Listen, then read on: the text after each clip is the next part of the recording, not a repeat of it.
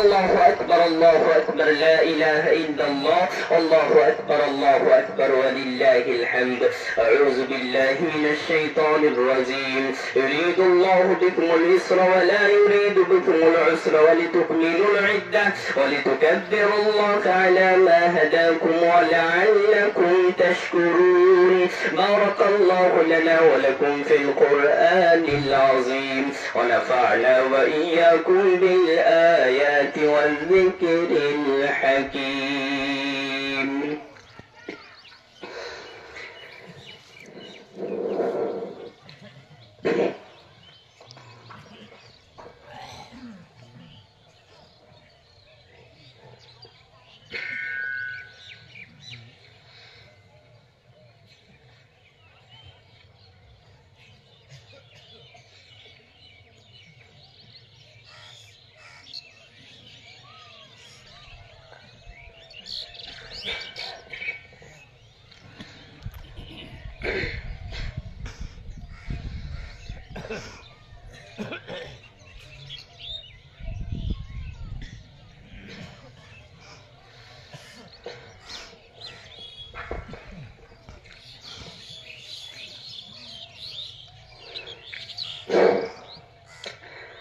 أعوذ بالله من الشيطان الرجيم. بسم الله الرحمن الرحيم.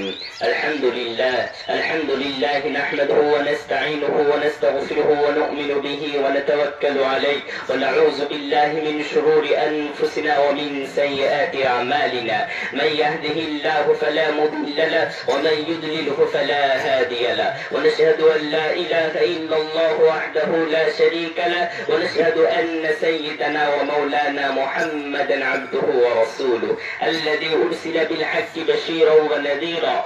إن الله وملائكته يصلون على النبي يا أيها الذين آمنوا صلوا عليه وسلموا تسليما. اللهم صل وسلم وبارك على سيدنا محمد وعلى آله وأصحابه وأتباعه وأزواجه وذرياته.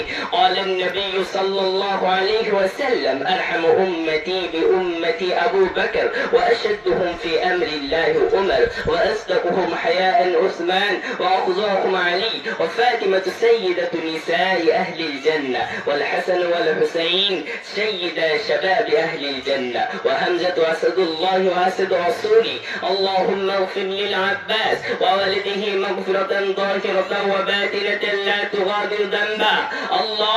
الله في أصحابي لا تتخذوهم غرضا من بعدي فمن أحبهم فبحبي أحبهم ومن أبغضهم فببغضي أبغضهم. وخير القرون قرني ثم الذين يلونهم ثم الذين يلونهم.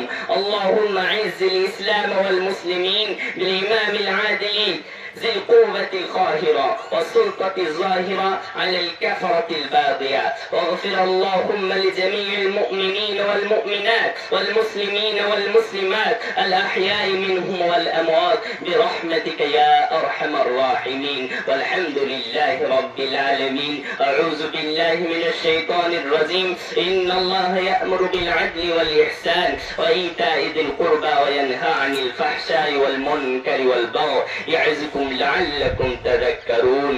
اذكروا الله يذكركم وادعوه يستجب لكم ولذكر الله تعالى أعلى وأولى وعز وجل وهم وأتم وأكبر.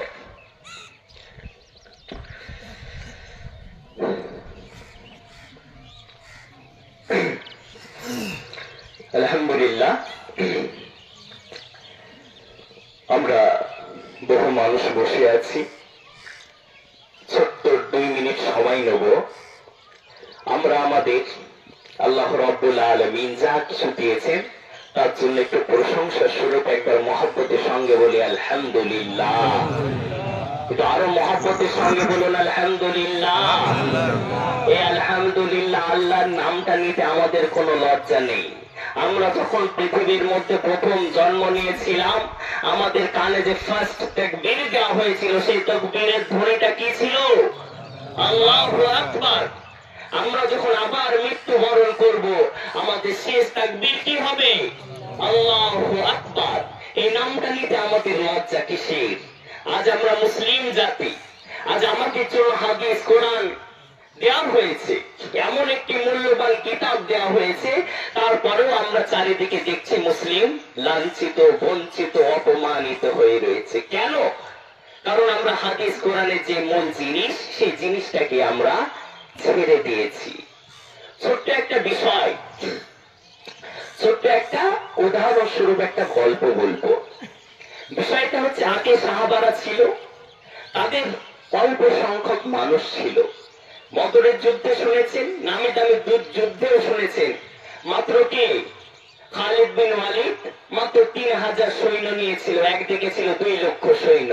তারপরও মুসলিমরা জয় লাভ করেছিল। একদিকে ছিল 313, অন্যদিকে ছিল হাজারের সংখ্যা, তারপরেও মুসলিম জয় লাভ করেছিল। কারণ কি? লা তাহজান ইন্নাল্লাহা মানা। আল্লাহ রাব্বুল আলামিন বলছেন, দুঃখিত হইও না, আমি তোমাদের সাথেই রয়েছি। আমাদের একটা হুঙ্কার রয়েছে, আমাদের একটা কি সমাজ সেবার জন্য সমস্ত কিছু একদম বিবেচনা করে হাদিস কোরআন দেওয়া হয়েছে। তাহলে আমরা কেন পিছিয়ে থাকব? একজন পীর সাহেবের কাছে একটা সাপ এসেছে।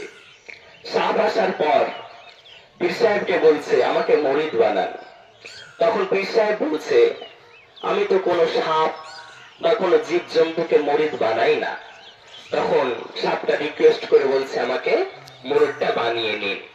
তবে মুরিদ হচ্ছে হও, কিন্তু কাউকে তুমি কি দংশন করতে পারবে না, কাউকে কামড়াতে তুমি পারবে না। ঠিক আছে, তাই একবার মাঠের মধ্যে শুয়ে রয়েছে, যেখানে ঘাসপালা অনেক আছে। সেই জায়গায় ঘাসপালা আস্তে আস্তে একদিকে অন্যদিকে অনেক কিষান রয়েছে, তারা গরু ছাগলের জন্য কাটবে।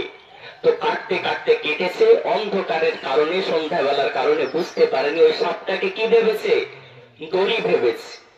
দড়ি ভাঙাবার পর ওই সাপটাকে তুলেছে, তুলে ভালো করে বেঁধেছে, মাথা একদিকে ন্যাজ ভালো করে কষে ভালো করে বেঁধেছে।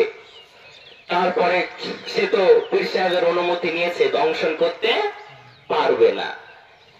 শেষ বেলায় আস্তে আস্তে যখন বাঁধন খোলা হয়, তারপরে আস্তে আস্তে ঘাড় বেঁকে গেছে, কোমর বেঁকে গেছে। এই অবস্থাতে পীর সাহেবের কাছে গেছে, হুজুর আপনার অনুমতি মানার পর আমার এই অবস্থা, ঘাড় বেঁকা, এই দিক বেঁকা, ঘাড়ের হাড় ফাড় সব আমার কি সবকিছু ভেঙে গেছে। তখন পীর সাহেব বলছে, হ্যাঁ রে সাপ, তোকে তো আমি কি বলেছিলাম? দংশন করতে নিষেধ করেছিলাম, কিন্তু ফস করে উঠতে তো নিষেধ করিনি।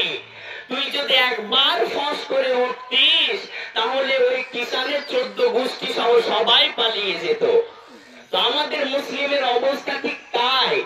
আমাদের আজকে কি 57-58টা দেশ রয়েছে, যে জায়গায় 27 কান্ট্রি, 27টা দেশ, এমন অবস্থা, অফিসিয়ালি ল্যাঙ্গুয়েজে আরবি।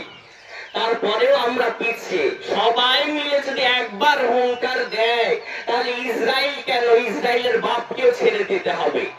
ঠিক কিনা বলেন? তাহলে আমাদেরকে বুঝতে হবে, আমাদের একটা কি ইমানের পাওয়ার থাকতে হবে।